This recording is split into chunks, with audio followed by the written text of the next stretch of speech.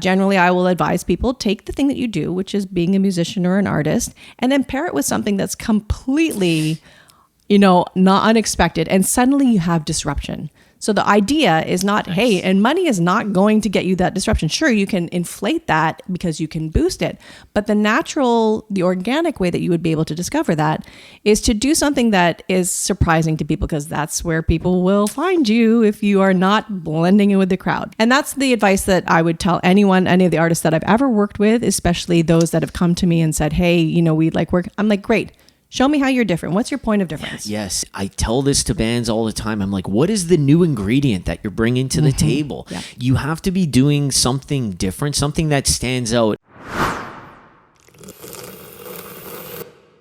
Hello, everyone. Welcome to the Johnny Fiacconi podcast. In today's episode, I have someone who I've wanted to have on the podcast for a very long time, a good friend of mine, Lianne Baron. Lianne, how are you doing today? I'm doing so great, Johnny. Thank you for having me. I'm so glad we were able to make this happen. And for a little bit of a backstory, I'm going to give people a quick backstory here, because you are kind of at the intersection of technology, innovation, human potential, all kind of the bigger picture topics that I talk about on my channel. You've worked at Meta, you work in AR, augmented reality, you work with drones and an amazing drone show right now. You vibe code apps. And is there anything I'm missing right now? I'm an artist too. And I'm a traditional artist. So it all starts, yeah. I mean, the thing is, you have all of these cool accolades, and someone might look at that and be like, how does that pertain to music? And the thing is, everything you do pertains to music, everything we talk about. So you are going to be an invaluable guest today, because you're going to have a different perspective to everything that I talk about on my channel. I know you're going to be able to bring a lot of value to people. Yeah. And thanks for being here. Thank you for having me. It's an honor. And just to kind of like riff on what you're saying there, Johnny, I'm super pleased to be able to, I think, connect with the audience that you have that is deeply engaged with what you're talking. You bring value all the time. I love watching and hearing you, and I look forward to it every single day. So thank you for doing what you do. It's great. Well, and likewise, you're one of the newer people in our lives, our band's life, who's really inspired us in so many ways, which we will talk about in this episode, I'm sure. But I mean, first of all, you wrote a book that's coming out, Auragami. Auragami. Congratulations. I know that's coming out. It's interesting because I was really trying to understand what word would articulate what it is that this is not. It's not a guidebook. It's not, maybe a bit of a manifesto, but it's definitely a philosophy. I think it's the way that I've adopted how I live my daily life, because I am currently in a place that I'm really happy. And when you kind of sit in a place where you're happy, I think it's almost a duty to be able to kind of share out to those that maybe don't necessarily have that kind of, vibrancy in their life to maybe lead a path. And I think this was a great channel to be able to start that for other people. So that's a great way of putting it. You gave me a little sneak peek on the book, and I read it. And I want to talk about a few things that really resonated with me from the book. Could we just jump into a chapter that really resonated with me? Absolutely, yes. I want to start this off with one of the first chapters that you have. It's called Put Down the Manual. Yes. This one really spoke to me. You are essentially talking about the fact that there is this manual for your age, for your demographic that people... Can you expand on it, Lianne? Sure. Yeah, I think, and it's kind of an awakening too, that you get to a certain point, right? Where you stop looking around and subscribing to the things that have been handed to you through these manuals. And we have all different types of manuals, I think,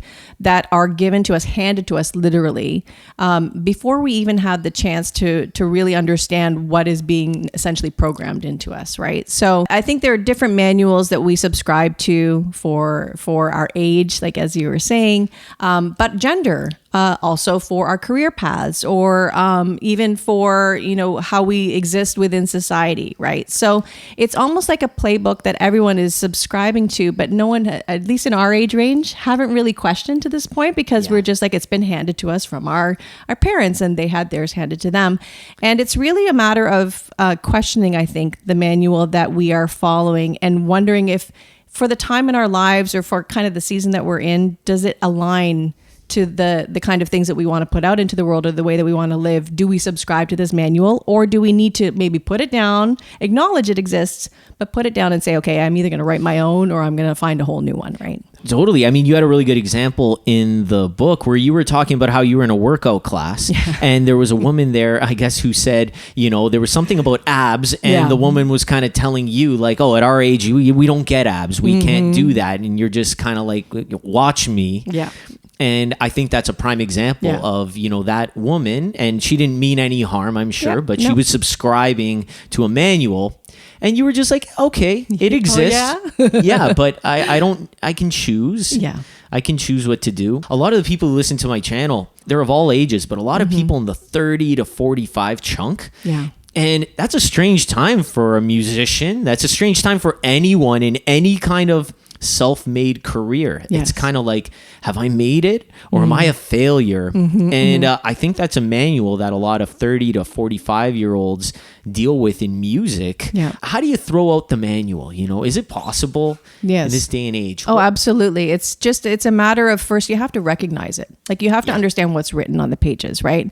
And you have to say, okay, do I align to this or not? Like as you were giving the example with the lady in the workout class. And when she had said to me, that, oh, we're never going to get abs. And I was just like, says who? And it kind of lights a fire, right? So I think it's when you react a certain way to what you see in the manual, that if it lights something up inside of you enough for you to take action, that's what starts the whole process. And that action will then lead you to something else. So then it rolls into setting goals. So it's kind of like, okay, well, now I would see myself as someone who can have that 6-pack. So what are the steps that I need to take to kind of go in? And now you find yourself rewriting the manual. I know we're living in an age where your age no longer matters. No. And I truly believe that. Have you ever seen the old British grandpas who rap? I have. Do you know who I'm talking about? Cut to the clip. Those guys are like, how old are they? They're in their late 70s. I don't know, but good for them. They're doing like UK, I don't know, rap or whatever that is. And they've got this whole following, and it's epic. And talk about throwing out the manual, whether it was their kids setting them up on that. But it's like, clearly the age didn't matter. You also have like this solo camping lady that I follow on YouTube. Yeah. And I think so many people are subscribing to these manuals. Yeah. And I'm like, now more than ever, you can rip up the manual. That's what I got out of that chapter. Yeah. And I think also to the point of the age thing that you're addressing as well, there is kind of this renaissance between late 30s, early 40s, where people really do. It's like a second puberty, apparently. Oh, right? Wow. Oh, it's a whole thing. That's cool. It's this point of discovery. Like, do I align with the thing that I had kind of set out to do for myself, or am I way off course, and do I need to course correct right now? And so I think that's where this energy that we at this age kind of have and say, okay, are we doing something different now? And I think having permission, almost knowing that it's a standard, almost allows you to say, okay, it's okay to reinvent myself. Everyone else does this. It's part of the course of this lifetime, that this is the time to reevaluate. And then you can kind of change and decide, okay, am I doing something different, or am I going to keep going on the same path? I agree. In social media, YouTube, all these things, it's like, I think people are realizing like you can actually follow your passion. You can actually pursue your hobbies even in your spare time. Yeah, but I think a lot of people are stuck in a bit of an old mentality, and they don't see that is a reality. But the people who are there's people working 9-to-5s, coming home and pursuing their passions and like actually having a career out of it. And that's something you even mentioned in the book. That's how you got into augmented reality. Correct. Yeah. Yeah. Maybe you can explain that quickly. Yeah. I mean, we can go as far as we want into that pivot point in my life. Again, it's at the age where you're kind of saying, am I aligned to what I'm doing? And I realized that a lot of the things that were on my daily in terms of my, my personal life were not aligned to the kind of thing that I had hoped for and expected in my life at that moment. And it was by chance that I fell into the AR space. I think my eyes were open because I've always been in emerging technology, whatever it looks like, right? So when I saw my first AR filter, which was on Snapchat, there is the kind of the dog emoji with the tongue that comes out. I was like, whoa, how do I do that? And then I figured out that it was free and that Facebook had a version of it with their software that they were offering. So I got into it. So again, it's just always the same kind of byline through my whole life where I have my art. How am I going to put it out into the world? I think if I were a musician, it would be a similar thing where you're always kind of trying to innovate, right? You're looking for the next channel of how you're going to share out your art. Same philosophy. Mine was visual. And I just got into that space. But when I landed there, because it was such a new technology, there's no playbook that exists. So there's nowhere else that you can go. So you need to rely heavily on community. And there was a wonderful, thriving community around this augmented reality space, and everyone was so keen to share, which was lovely.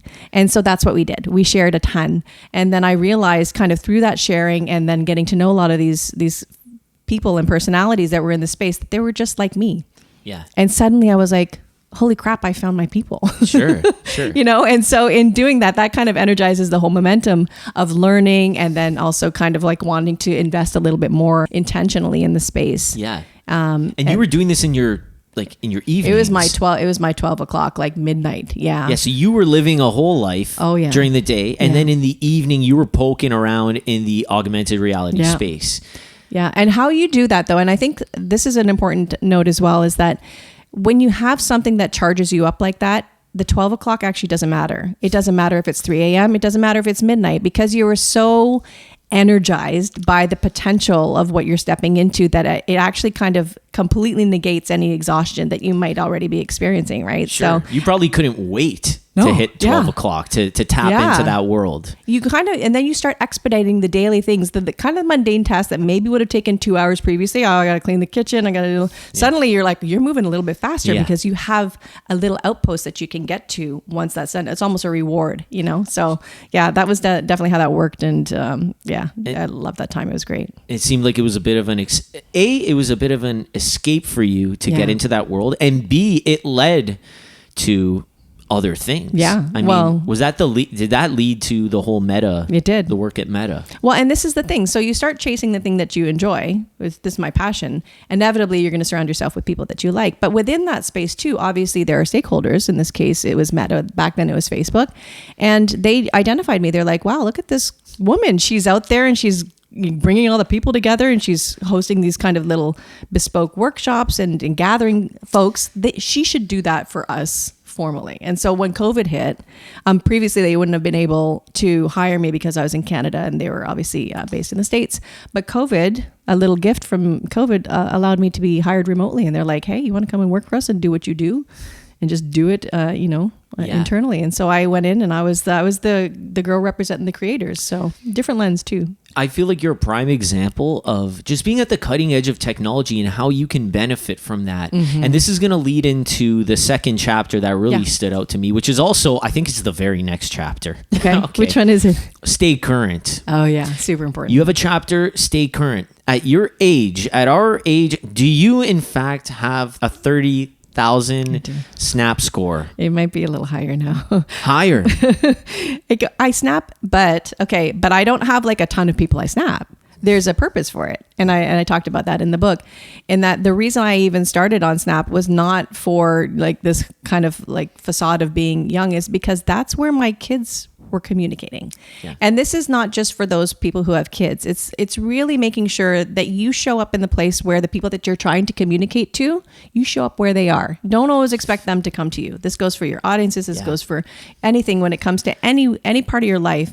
And that was how I landed at Snap, because that was the way they were responding to me. I think you hit a really good point. So you went on Snapchat to communicate with your kids. Yeah. It wasn't about necessarily being cool, although being cool might be a byproduct of that. Yeah. But I think this directly tied into music, at least when you were describing that, is because I think, and rightfully so, you have musicians of all ages. When they think about posting on social media, they think they're doing that to be cool, to be hip, to be trendy. But you really hit the nail on the head. It's like you're actually doing it for communication. You're doing it to get in front of the audience that will discover you, get in front of the people that potentially like what you're creating. That is the ultimate goal. You're not on social media just to be cool and flash. Right. We're beyond that. We're beyond that right now. Yeah. And that really resonated with me. The point of social media, or you can view it in whatever way, is to create communication between fans. And the Gary Vee thing, it's free. Exactly. Yes, exactly.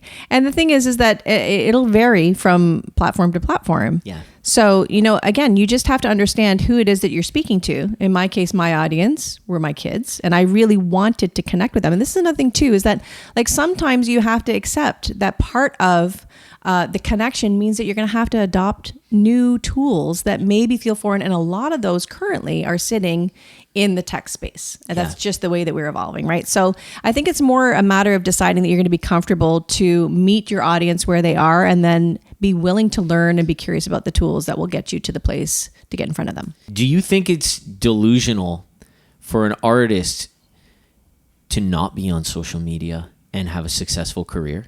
Let's talk about the definition of success, though, right? Sure. Because that it always comes back to that. And in working with clients, something that I've always done, they'll say, we need this to be a super success. We need to go viral. It's like, that's great, but how do you define that? How are you defining success? I know of so many incredible musicians and artists that are deeply successful because their definition of success perhaps is just to be able to connect with their people IRL in real life, and have maybe if it's a smaller following, but have them feeling very satisfied by the cadence of the shows that they're doing, or being able to like have that time with them on that's success. If we're looking at success on a more of a global scale with greater reach, then I would say, the tool for that is going to be social media, because that's where you're going to find your reach, right?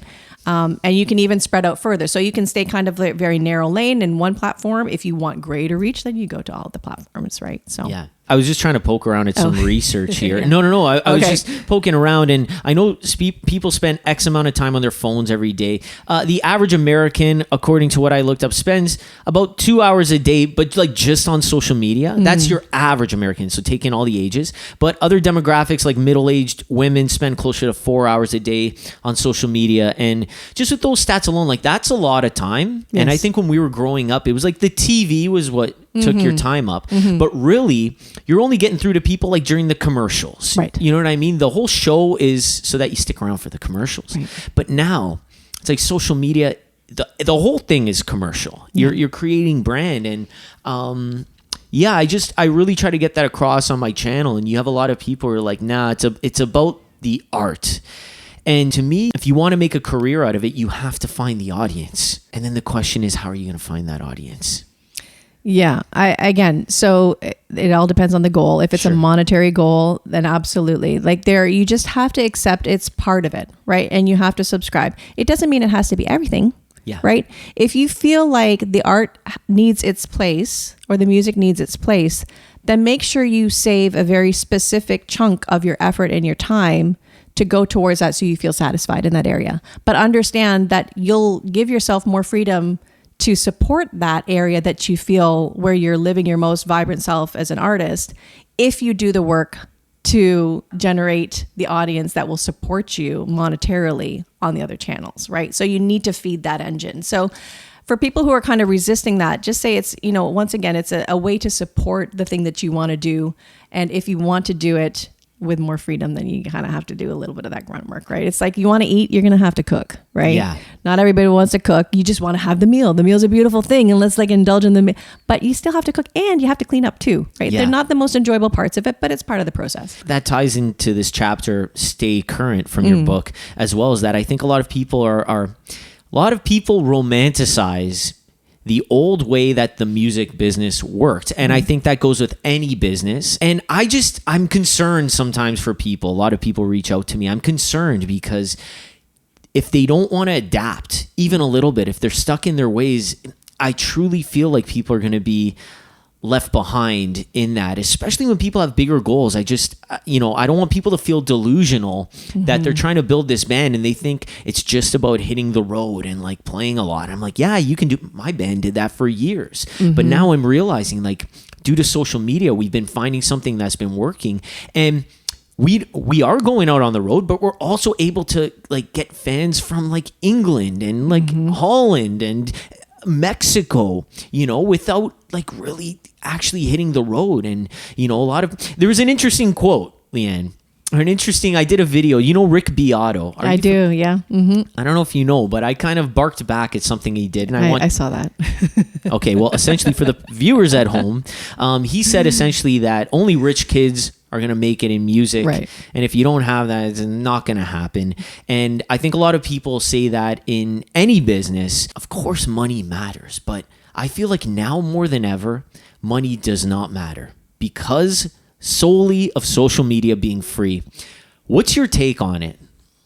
So I fully agree with you. I think that money and saying that money is the sole, lane to success is an excuse. You're triggering people right now. That's okay. That's, you know what? I say that because, like you said, the barrier to entry is so low. You're definitely going to have a leg up. Absolutely. Just like you can say that about anything. Us being born in North America, you have a certain leg up. Yeah. Like there's always going to be an advantage. But again, let's talk about the abs too. I have an advantage because maybe I have great genetics. There's always going to be the advantage. Yeah. It's just a matter of if you want to accelerate, you have to own that yourself and take advantage of the things that you can, which in this case is a lower bar of entry to be able to tell your story on platforms without having to pay money. Like that's the luxury of that. The thing is that there's going to be a ton of noise in that lower level to get in. So what you have to figure out is where you stand out. There's a part in the book that we talk about that too. There's a point that I call juxtaposition. You can show up as a musician, amazing, and you're great. It's the disruption of that noise and that fog that you pop up. And to do that, generally, I will advise people, take the thing that you do, which is being a musician or an artist, and then pair it with something that's completely, not unexpected. And suddenly you have disruption. So the idea is not, hey, and money is not going to get you that disruption. Sure, you can inflate that because you can boost it. But the organic way that you would be able to discover that is to do something that is surprising to people, because that's where people will find you if you are not blending in with the crowd. And that's the advice that I would tell any of the artists that I've ever worked with, especially those that have come to me and said, hey, we'd like work. I'm like, great. Show me how you're different. What's your point of difference? Yes. Right. And I tell this to bands all the time. I'm like, what is the new ingredient that you're bringing to the table? Yeah. You know what I mean? You have to be doing something different, something that stands out. And the new ingredient, I always talk about, it can be in the sound of your music. I use a band like The Strokes, for example.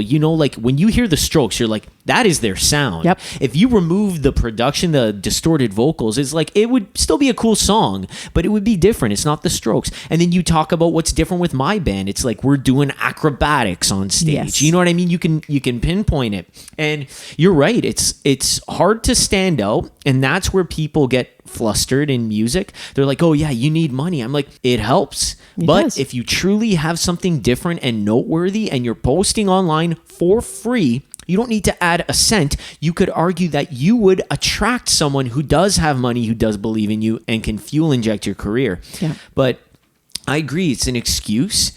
And if I share this clip, we are going to get ripped apart by some people. And you know what? Here's another great thing about being very strong kind of in your conviction and belief and having an opinion, and also like being okay. You have to also be okay on social to show up with an opinion. Yeah. Because if not, guess what? You're still blending into that fog, right?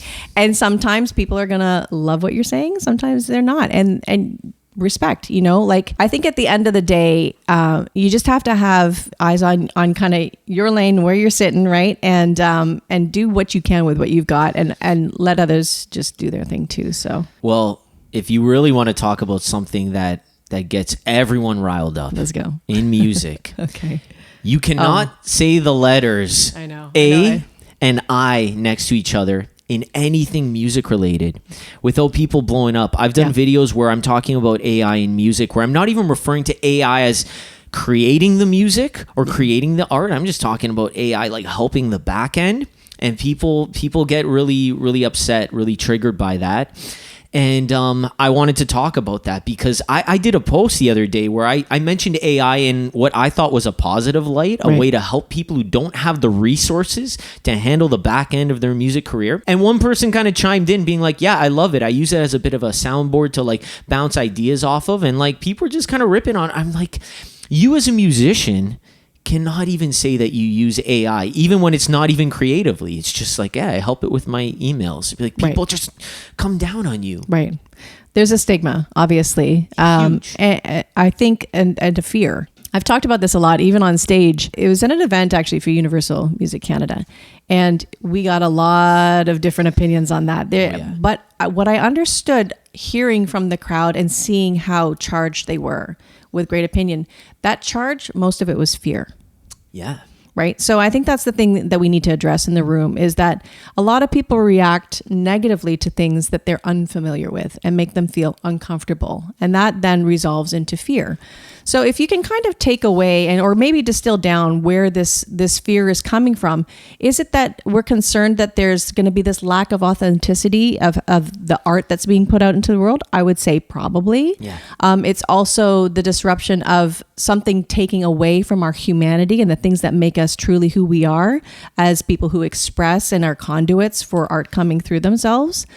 In which case, what I kind of countered with that, and this is what I still preach a couple years later, even after that conversation, is that AI can come through and be a tool to support or even write the music, Johnny. Yeah.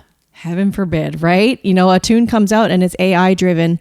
But the one thing that will not currently take the role of people is to be able to perform the music. Yeah. And that's where you guys are like, you're absolutely crushing it. I use you guys as examples all the time, just the sheer energy that you have on stage. And if people are afraid and they're like, oh, okay, you don't have to subscribe, but if you do want to get on board and if you do want to stay ahead of the curve on this, make sure you are learning how to perform. Because that is one thing currently, AI or whatever is going to be produced, if we're talking about that part of it, it still needs a vessel to come through. Yeah. Right? Like through our phones right now or through if we were to have performance. And that's where people can really find a lane for themselves. I know you talk about the performance, so much on the talks that you do that, it's super important to have that. And dialed in, especially, right? Sure. So, I mean, that's the one thing, especially with AI, it's so crazy because people get scared of it. But now you're seeing the trend. People want IRL in real life experiences. And yeah, it will get to the point where there are shows that are put on by droids and robots, and that'll happen. But it's like actually being in a room with other humans creating stuff, that'll never go away. And I think that, yeah, you're absolutely right. People fear it. Rightfully so. But what's crazy is that once you actually start poking around in AI, you realize that, yeah, it does all these things, but no, there's still humanity out there. And it's a prime example is Suno. Suno makes all the songs. I remember when I downloaded Suno and was it you who told me about Suno? It was probably me, yeah. You told me about Suno. And I remember I typed in a prompt and I wrote some lyrics that didn't even rhyme, and it came up with the catchiest song ever. And I remember I didn't even sleep that night. I was just like, it's all over. Yeah. And now I can see why if someone pokes around in the internet and they were like, hey, come up with a flyer for me, and AI does a whole flyer, they're like, oh my God, my whole career is ruined. But here's what happened. I fooled around with Suno so much, and I was like, oh my God, this is great. What's going to happen? And then you know what? After a while, I just kind of forgot about it. Yep. And I was just like, no, I like just making music on my own. Yep. And then it was like, end of story. And there's going to be some people out there who are going to create music with Suno or with whatever. And I'm just like, oh, okay, cool. But I actually like creating music, and no one will take that away. And people will care that a human created music.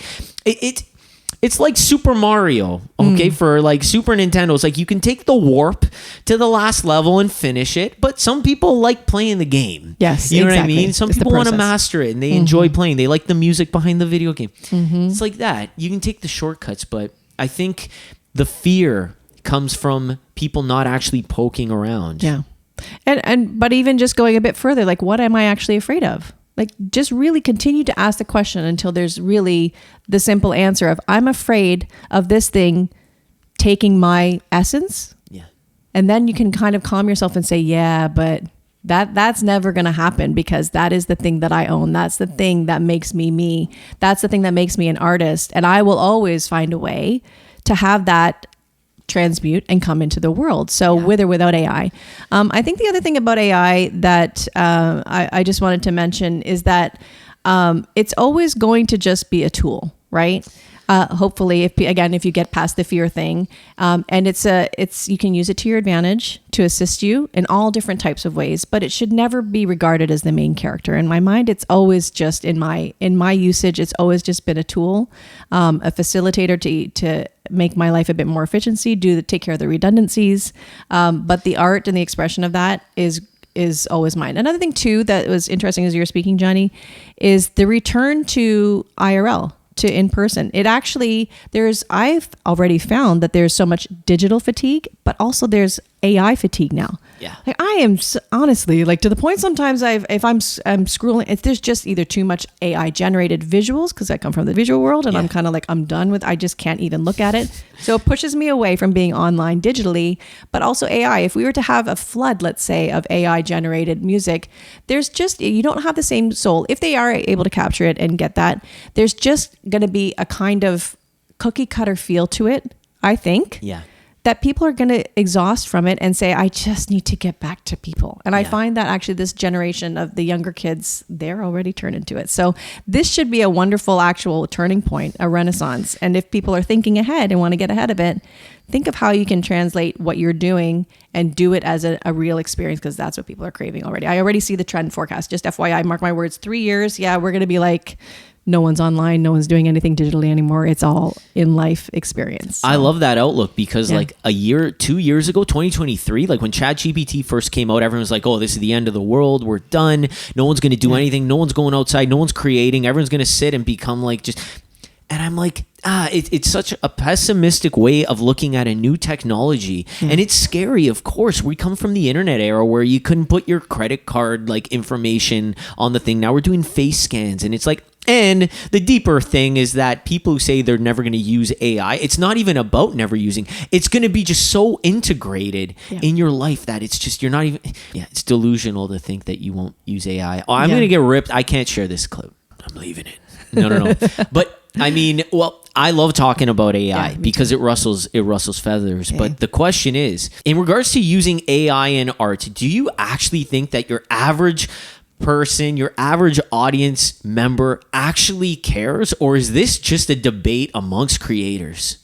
It's definitely amongst creators. At the end of the day, people are like, I know. I mean, the only time that I think it should be a real concern, is the believability, right? So we worry about our parents' generation that are online and will believe just about anything. I think now it's finally the message is out there that it's really difficult. Actually, this is going to lead into an interesting thought. Yeah. In that I think that, it's hard to really understand what is real and what isn't anymore. And I think we have kind of mass understanding of that.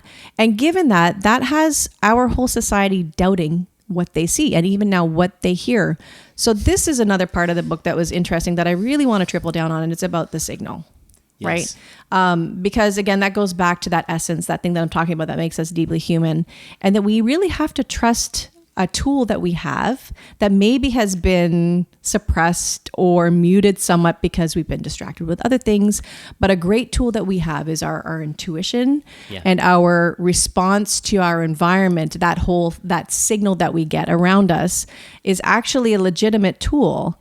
I don't have the actual, stats or metrics to support that, only my own personal experience, but I do know it and I do use it. And I think we are now finally entering an age that we actually have to leverage it and really pay attention to it, because there's no other way of understanding the nuance between what is real and what isn't, other than trusting your absolute gut to know what's legit, right? So. Yeah. And I think 2 points there is that, people question what's real. And even to the point now, you got that Luke Bryan song. It's called Fish, Hunt, Golf, Drink. And everyone's like, oh, that's AI. Right. It's AI. And it's just like, does it even matter anymore? Right. I think a lot of musicians out there are closeted AI users.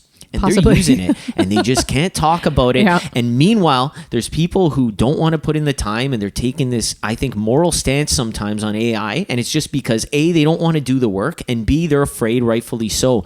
But there are people out there, musicians, who don't have the money that everyone says you need to have, and they're just getting AI to do all the things in the back end that a manager would do, that a booking agent would do. They're dialing it in. They're coming up with their own apps. They're coming up with their own systems that AI is doing. They're still creating their own art. They're still getting posters made by people. They're getting their brand. It's all them. But they're using AI to do all the back end stuff. And I think a lot of people are afraid to do that, afraid to dive in, and they're using it as an excuse to not get forward. They say, like, you need money, you need connections. I'm like, you don't. You need a bit of like time to sit with AI and find out how it can work for you and where your line is with AI, what you're willing to use it for and what you're willing to not use it for. I want to jump on that too, and the fear, but it's also like making sure that you are ready to, let's say we've made all this space for the art. It's almost like people might be using that as an excuse not to truly spend more time on the art, because at the end of the day, and I talk about this in the book too, having a blank canvas in front of you can be intimidating. Having a blank sheet or like a track that's running and nothing to produce on it is a little intimidating. Let's say we had 99% of the day to produce our art. Would we be able to fill that? And there's a lot of pressure on us because that's where we're getting to. And that's what I'm excited for, is that we're actually going to have so much time to really triple down on art because all the administrative tasks are now taken care of. They're running in the background. And now it's like, oh my gosh, the dream that I've always had is literally to be an absolute free-flowing artist, to let the things come through me and, what I want to storytell about, have those things come into the world. So I just put that out to the audience. I'm very curious to know if at the end of the day, 99% of the day was put towards you being the artist or musician that you are. Do you have enough in your tank to fill that space? Yeah, that's such a great point, because AI will start to eliminate the stuff that you don't want to do. And I do believe that you're going to have more time in your day to actually do the things that you quote unquote say you actually want to do.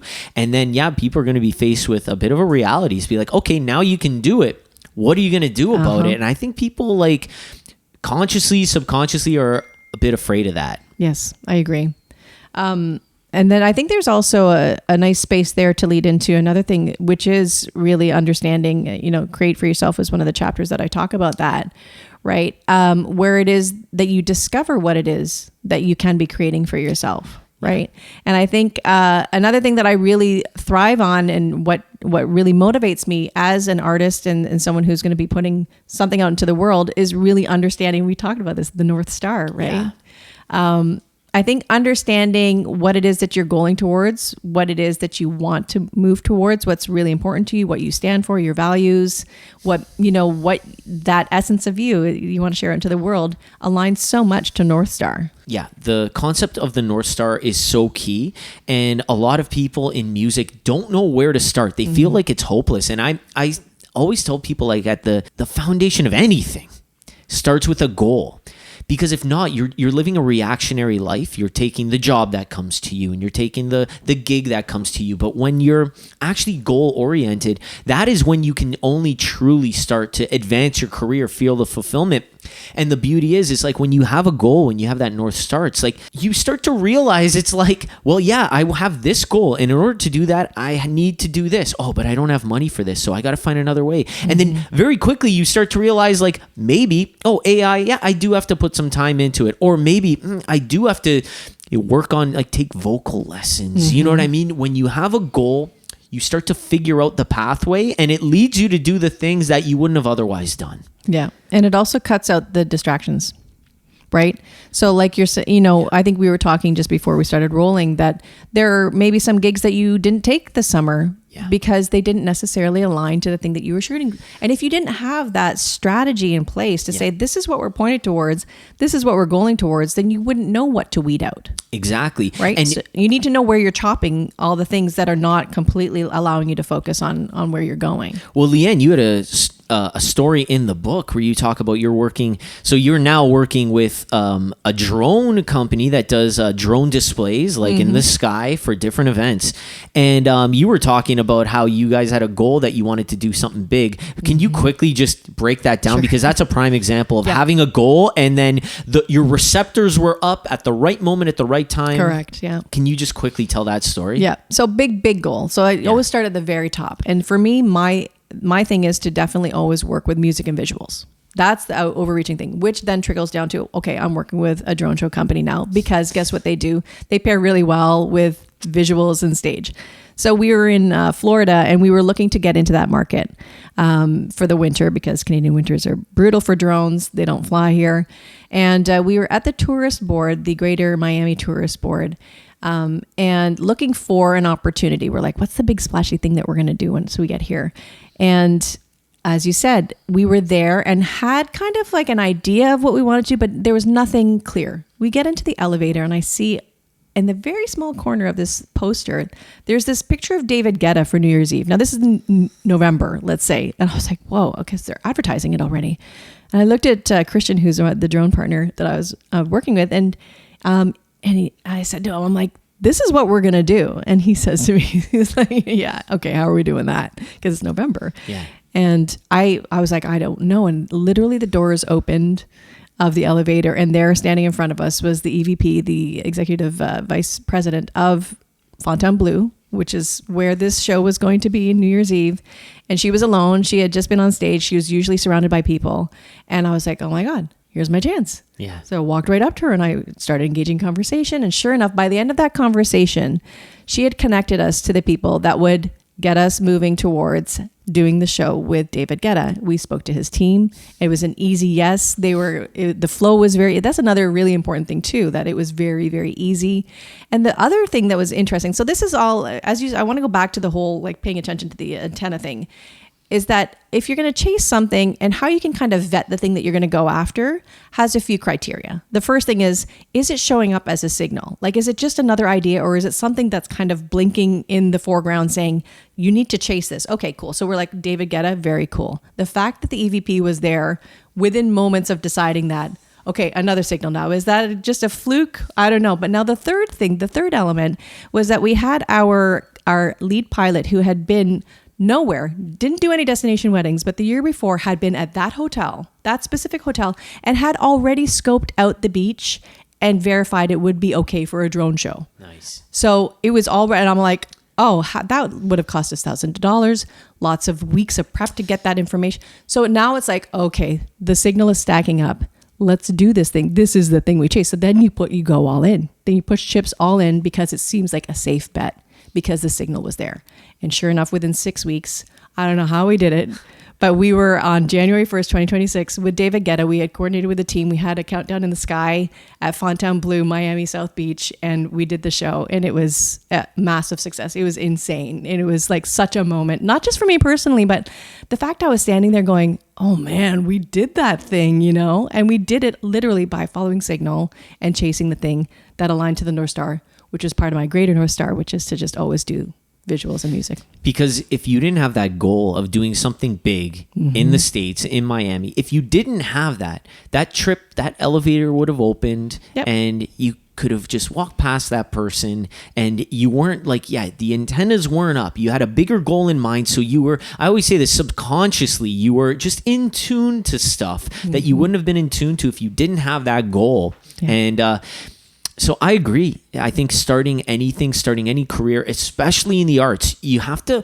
look at it like, what does a best case scenario look like here? If you're in music or if you're a visual artist, be like, what do I actually want? What would be the best case? Like we got this painting here that's mass produced and it's, I think, or is that original?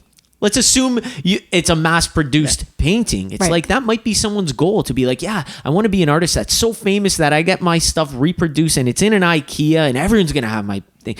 Then it's like, at least that you want to go a little more commercial and it'll guide you on what type of art you're going to create. You would be like, what kind of artwork does IKEA already have? And you just have a bit of a game plan. But when you don't have the goals, you're aimlessly just living a reactionary life. And once you start doing goals, putting them into action, it's like, it's hard to think of not having them. Right. Well, again, and there's a time and a place. It's not to say that you should always be kind of charging, because that means that you're lit up, and a lot of people can't sustain that kind of energy. And that's okay. Yeah. If you want to go on autopilot for a bit. But the thing is, if you're looking to make any kind of advancement, and for me, I would say it kind of ladders up to another thing too. Advancement means that you're going towards not just a thing, but fulfillment, right? Sure. So at the end of the day, it's kind of like the bigger whole life plan. Like, are we bobbing along? Are we chilling this life? Cool. That's no problem. Do that. But if you want to kind of like end goal of all of this and this whole process is let's be fulfilled and let's be happy. If that's what you're chasing, then this is kind of a thing that you could probably subscribe to, is say, okay, let's hit some goals. Let's have that pride and that confidence of attaining those goals. But like goals that are very much aligned to that fulfillment, that happiness, right? Yeah. Well, that's the thing too. You're talking about goals, is that I think a lot of people sometimes maybe struggle with feeling confidence, feeling like they're capable, feeling, like they belong. And what I've noticed is that just even goal setting in its basic form is just like when you start accomplishing little steps along the way, that does wonders for your self-esteem, for your confidence. It's good to carry burdens. It's good to an extent. It builds character. I've just seen nothing but benefits from creating goals. And then in my final point on creating goals is that I've gotten to the point now where I have to read my goals every day. Yeah. Every single day, because I would write them at the beginning of the year. And, I'm 39 right now, and I've just realized every year I write goals, I don't do them. Every year I write goals, I don't do them. I'm like, it's come to the point where I have to read them every single morning. It's like brushing my teeth. And that's the only way to get reminded. So I think long-winded way of being like, you can't be delusional on stuff. You really have to take. I'm going off on a rant. No, it's great. I'm going off on a rant, Lianne, but that's what it takes. Yeah. But the thing is, there's another thing I talk about in the book is there are systems in place. Yeah. To hit those goals, right? So like just what you said, you're reading it every single day. For me, I was doing that too, but I'm like, I need something more literally in my face. So I take them and I tape them to my mirror. So you say you're brushing your teeth. Yeah. I'm like, as I'm brushing my teeth, I'm reviewing the kind of top level and then kind of the micro goals, right? And once you have that top of mind, but then you also have that something, like something that you see and do every single day, you're going to take steps, to get there. So. Yeah, I agree. And a lot of people might hear that and be like, oh, these go-getters, what are they doing? It's like, the foundation is it starts with the goal. Yeah. And once you have a goal, and if it's big enough, you get forced to have to do stuff like putting something up on your mirror to remind you every day. You get forced to come up with a system on how am I going to remember stuff and how am I going to make sure I do it? And then you start going into this thing of I have a routine now. And it's like, it's not that I'm this fired up person. It's just because I got this goal and that's what it takes. I need to have a clear head to execute high pressure things. So I got to wake up at a certain schedule. It all gets tied in. And I think people from the outside are like, oh, they're just tryhards, they're working hard. I'm like, no, when you set a goal, you get cornered into doing these things. Yeah. It's true. And I also think too that, set goals that align to your capacity to reach them. Yeah. Always a little bit further, because then you're stretching, right? But I think, for people that are just chilling and just want to just sit back and do their thing, if your goal is to literally get from the couch to the kitchen, then set that goal. I think because then you're like, hey, I accomplished that. Or making your bed. That's a whole other philosophy too. Make your bed. So at the end of the day, you build the confidence to say, yeah, I consistently hit this goal. Yeah. And then suddenly, you're expanding that kind of reach for the kind of goal that you're setting. The fact that I even did anything for David Guetta, Johnny, if you'd have told me 10 years ago that I did that thing and I did it in 6 weeks, I would have been like, hell no. I'm literally barely getting the socks matched from the dryer. Such simple and so it's kind of like a progressive thing, in that there may be people very much that are sitting in a space saying, that's not me. I don't subscribe to that. I'm not that go-getter. It's a compounded effort, right? Yeah. So, and then once you find that you're hitting the goals, then you're like, I can do something a little bit bigger. Exactly. Let's talk even about running. Like you and I, we've done the marathon. Well, not like full marathon, but you've done your 10K. Yeah. And for me too, I was on my 5K and suddenly it's like, I'll go for a 21.1. What the heck? Exactly. And I think it's important for people to know, because you're talking about running. I hated running. Yeah, me too. I don't like it even to this day. But it was I was trying to come up with a routine. I'm like, something that was good for me was waking up and doing a run around the block. And then it's once you start doing that, I was a year in. I'm like, well, now I can run. I might as well do a little 5K. Yep. You do the 5K, and like you said, you realize you can do. You're like, I'm going to push myself a little farther. It starts with just something. It starts with a goal, and all of these other things are byproducts. Exactly. It's so true because it's like, getting up early. It's like you're saying you're not that person, but if it means that much to you and you have such a busy day, then you have no other choice. Once again, you get backed into this corner. You're like, I guess I'm going to have to get up at 5 because it means that much to me. Correct. And that's what happens. That's what happens. You find a way, right? You find a way. And it's, again, I think it's understanding your priorities. I think priorities for different people are going to have different, let's speak about your you musicians in your audience. Maybe their priority is saving time for to create music that day or perform, whatever it is. Yeah. It you have to make that sacred. If you want to progress in anything, you have to protect it, and you have to build it into a system that becomes part of your every single day. If not, there's got to be some sort of regular cadence, because as humans, one thing that has been proven time and time again is that we respond really well to anticipated behavior and having systems and routines in place.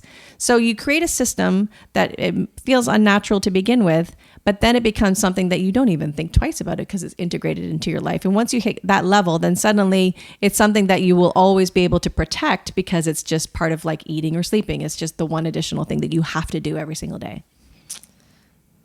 There you go. The book. There you go. We're gonna wind down, but Okay. we're gonna wind down with the book. Okay. Who needs this book right now? Who would benefit the most from this book? I think people in transition, because a lot of the things that I realized in this, and also this is another wonderful benefit of doing something, is that it healed me in a lot of ways. And I think that I'm not the only one that's going through this, like people in our age range as well, but just anyone who's kind of contemplating, I've been doing a lot of the work on myself, on my life, my career, anything. You've been doing work and you're like, and now what? This is the and now what part, right? So it's kind of, and I say that there's a line in there, is the glow after the grit. So grit is like you've been at it and you've been resilient and you keep coming back. This kind of puts this all into nice little form and language that you can hopefully relate to and say, yes, that's what it's all been for. And here's how I'm going to take steps beyond this. So I gotcha. That's definitely the vibe I get. Anyone who's out there, especially going through a transition. I think a lot of people, maybe even changing jobs.